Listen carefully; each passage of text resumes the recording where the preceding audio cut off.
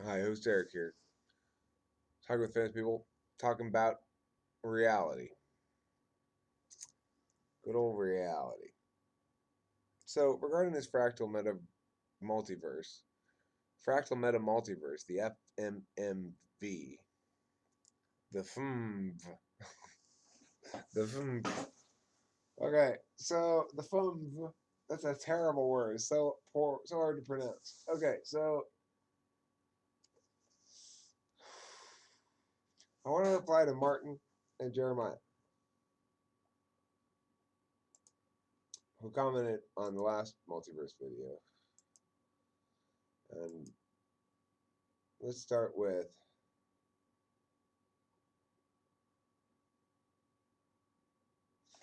Jeremiah says, projecting towards the future, a nearly infinite number of realities are currently in existence.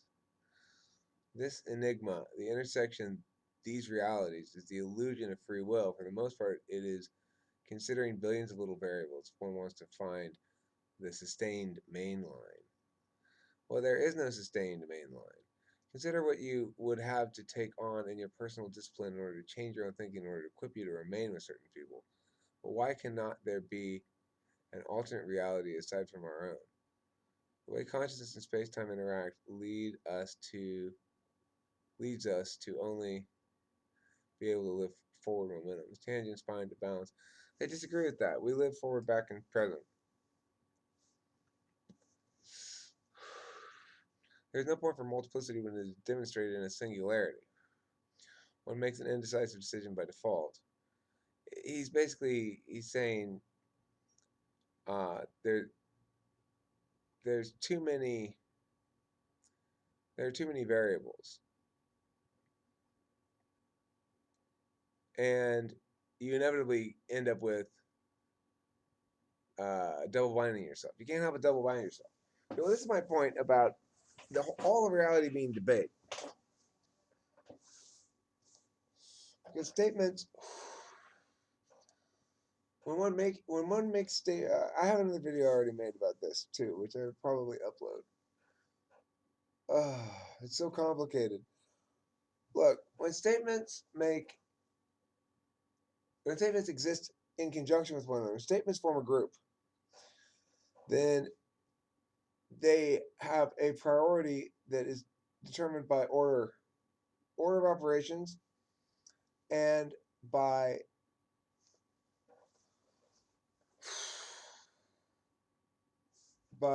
appeals to grammar, which is to say that the argument is won by the way that the grammar of the argumentation links with the grammar of other meta universes. So if I'm building an argument chain, whether or not the arguments are linked is the crucial determinant in and to what they're linked and how they're linked is the crucial determinant as to what any of those objects is.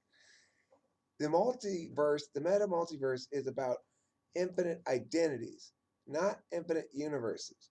Every object in every universe has infinite identities, including an identity as an object, as a universe itself, and as a meta universe, and as a meta framework for universes.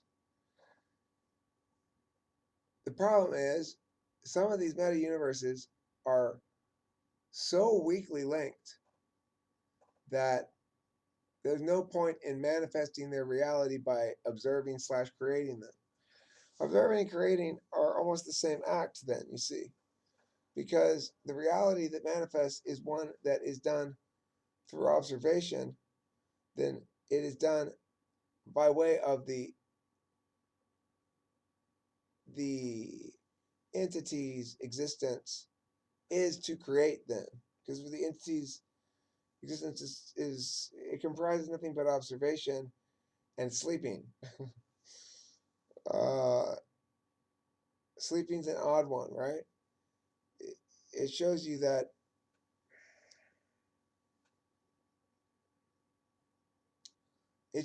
principle of fractal repetition, of finding analogous relationships between objects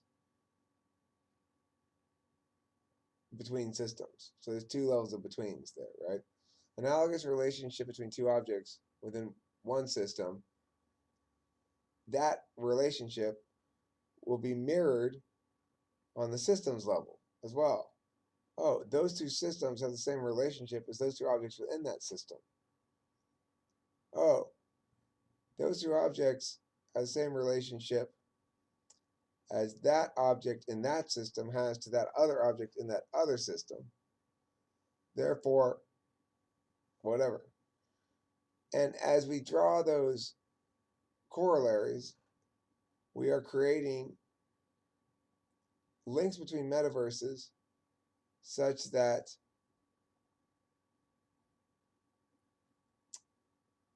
our capacity to manage stimuli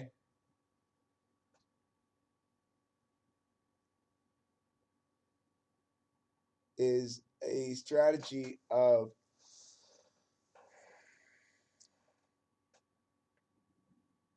making realities out of it, making meta universes out of it. So if that's what we're doing with any stimuli, and to do that is equivalent to observing, because to observe means to make meaning from. There's this crazy myth in science that says we can remove ourselves from the equation and see what happens when things are not molested by us. In the old-fashioned sense of the word, meaning to mess with or bother. And so that, of course, is a myth because the meta universes are generated regardless. You can't pretend as though observation can occur without generating new and different meta universes than would have occurred were those observations not made, because that's the nature. In other words, where you go, when you are, what you do, and who you think, and what you think about, and all that stuff, your every minute, every second, every millisecond of your existence is informing, creating, or otherwise developing the infinite fractal repetition of these analogous relationship types. And everything's infinitely parsable, and everything's infinitely reducible into an object. Or in other words, everything's infinitely packable. So infinitely parsable means, well, that's what happens with law. That's why law becomes so unruly, is because it's driven by this notion of precedent, that you should go with how it's been interpreted before. If it's been already interpreted, that interpretation of the law should stand, because we want to make the law as static and reliably the same all the time as possible. Well, that notion is horribly, horribly misguided, because you can infinitely parse the law. So you end up with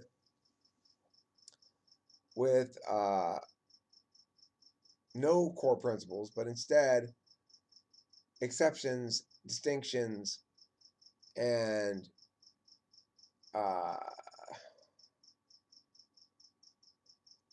criteria that are divided and understand. It's criteria that aren't principled criteria, but rather are arbitrary criteria, because the thing's been parsed down so minusculely that any rationales relating originally to the principle itself have been obliterated by the other principle that you've chosen to prioritize, the principle of specificity over flexibility / elegance.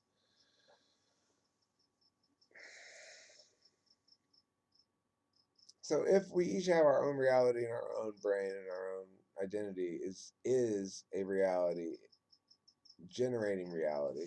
It's a reality generating reality. Given that thing, then why is it that if I walk into a rock, I'll go oomph, and then you walk into a rock, you go oomph, because neither of us walked through it? Why did we both experience that rock the same way if we each have our own reality? Well, the answer is within this fractal pattern driven, infinitely repeating existence, all metaverses have elements that concretely appear the same to multiple entities. You might say, but that's different. Look, just because we agree on some idea, not the same as us both running into a rock and hurting ourselves, because the rock's really there. The idea relies on our cooperation. We don't have to cooperate with the rock for it to be in our way. Well, I guess you could say the permanence and the semi permanence in time space is axiomatic to that metaverse. That's all. That's the reason that happens in that metaverse is because that's how it happens in that metaverse. There's some corollary, some equivalent in every metaverse. Analogy is too, in fact, a entirely viable, equally viable way of talking about the reality of real things. And we don't think of it as such, but it is. We use the be verb to concretize moving things, make them sit still, give them a name, and be able to reference them.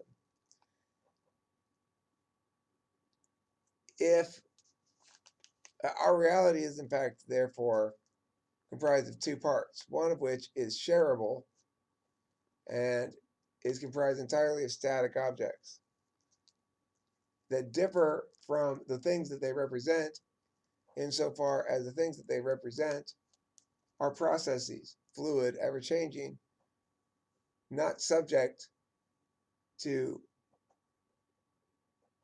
static description meaningfully, yet we each understand the fluid manifestation of that same reality in somewhat similar ways because it makes sense to all of us. That's all I have for this video. I've got a lot more to say on this topic, but I'm about to go sleep.